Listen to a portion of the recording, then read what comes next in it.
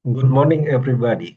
I'm Rocky Charles, student of NMBAT 10 MBA program of SBM ITB. Today, I will present my exam of Energy Decision and Policy class with the topic is about Indonesia Green Industrial Policy for Energy Transition. This is a transformation strategy to sustainable competitiveness and long-term national resilience. For the brief of content, in the beginning we analyze introduction, with any fact about the strategy of Indonesia green industrial policy, the content of energy transition with fossil energy to accelerate the mechanism as an urgency and the opportunity, and discuss about government justification intervention due to several market failure, including any policy design and institutional alignment analysis, and any macroeconomic effect and fiscal challenge, including any trade-off and policy risk that should be maintained properly, with any policy recommendation proposed to get successful green energy transition. Basically, Indonesia currently stands at a critical crossroad in its energy transition. On one side, energy demand continues to rise through to industrial growth and economic development.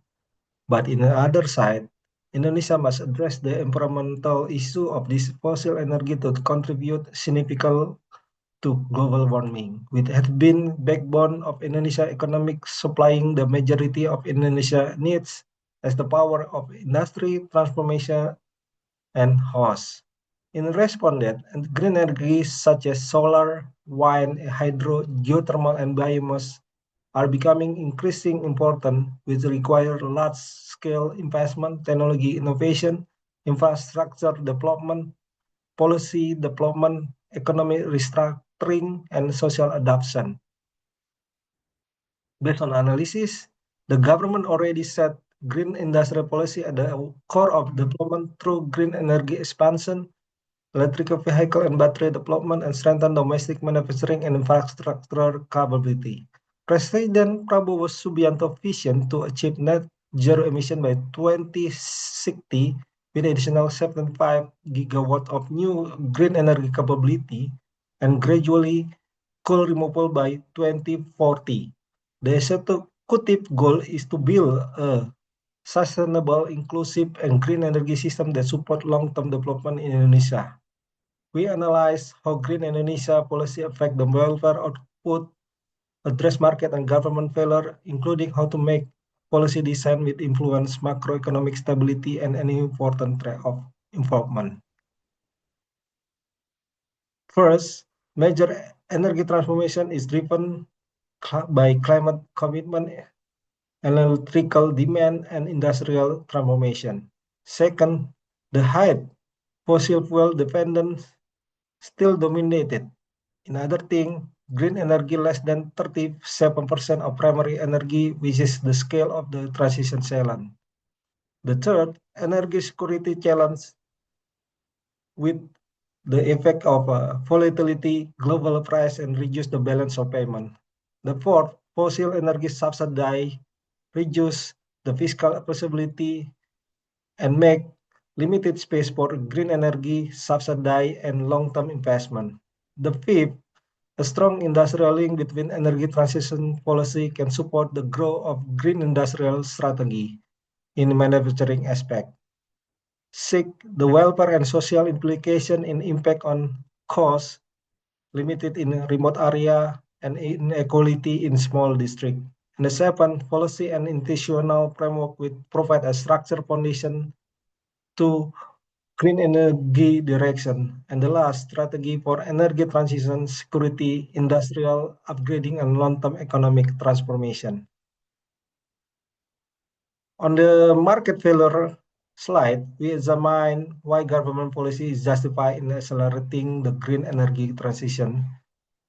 Effect by clean energy address environmental emission and air pollution to lead that way loss and overall welfare inefficiency. And the second, we face capital market imperfection with green energy projects that require high investment, long payback period, and regulatory consistency.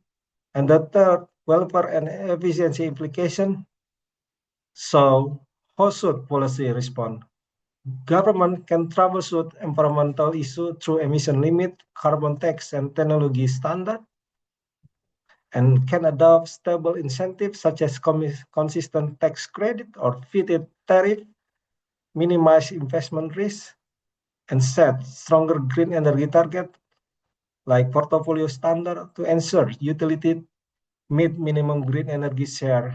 Finally, enhance net metering policy and encourage rooftop solar adoption. Overall, Indonesia can strengthen its green energy transition by adopting policy that correct market failure and improve long-term social welfare. How about the policy design and institutional analysis? Indonesia energy transition policy could be analyzed through policy instrument which supply a mix of demand and supply side instrument. And the second, institutional framework, which the implementation across institutions make overlapping authority and delay. The challenge here is coordination with clear responsibility and well synchronized between ESDM as energy regulator, Ministry of Finance, Ministry of Industry, PLN and Pertamina as operator and buyer, OJK, and state-owned bank. And the third, financing, investment, and support, which the green energy require high capital, so address this through green bonds, blended of finance, loan from state bank, international funding, and public guarantee for risk sharing. And the fourth, distributional effect, with the effect to beneficiaries such as green energy developer, manufacturing industry, and urban consumer. The fifth is incentive compatibility. This policy align incentive with transition goal, with reduced investor risk and support for industrial upgrading. And the sixth, regulatory and government risk. Finally, depend on long-term regulatory and the government quality, with the queries for quality, policy instability, weak monitoring from the regulator. If not addressed yet, it could weaken the investor confidence and slow the transition.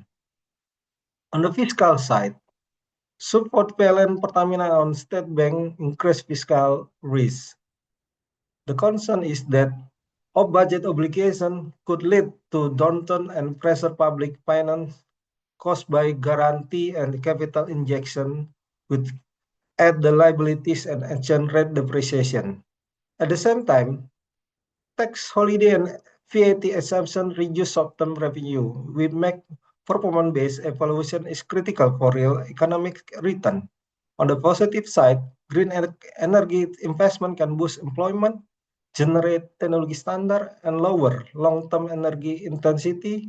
Success on green energy transition and policy depend on fiscal, strong coordination, credible policy, and managing trade-off between energy security and competitiveness. The trade-off in the energy transition and policy, the first is speed versus fiscal sustainability. The challenge is to accelerate the energy transition without weakening budget resilience. And the second, energy security versus the green energy industry.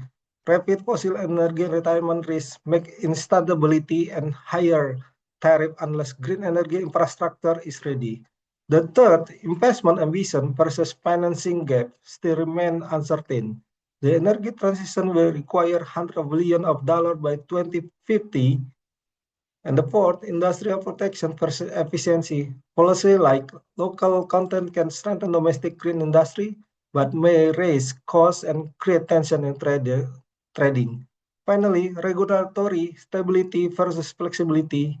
Investors need predictable policy which make them confident on green energy direction in the future. Based on that, there are 6 key policy recommendations to strengthen Indonesia green industrial policy. First, adopt a market-based transition strategy by gradually reducing fossil energy subsidy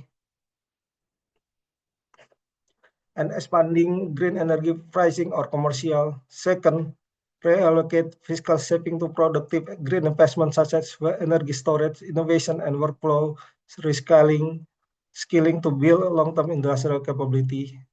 Third, strengthen institutional coordination by establishing a national energy transition authority to improve planning and policy alignment. The fourth, mobilize private capital through blended finance, green guarantee, green bond to reduce investment risk. The fifth, optimize industrial policy by focus on productivity and export-oriented green energy outcome to enhance competitiveness. And finally, strengthen fiscal and risk management to safeguard macroeconomic stability during the energy transition. These six policy recommendations ensure Indonesia green transition is credible, competitiveness, and sustainable. In this presentation, I quote below journal, article, book, and a reference that support my essay on green energy industrial policy development in Indonesia. Thanks for the opportunity to share this presentation.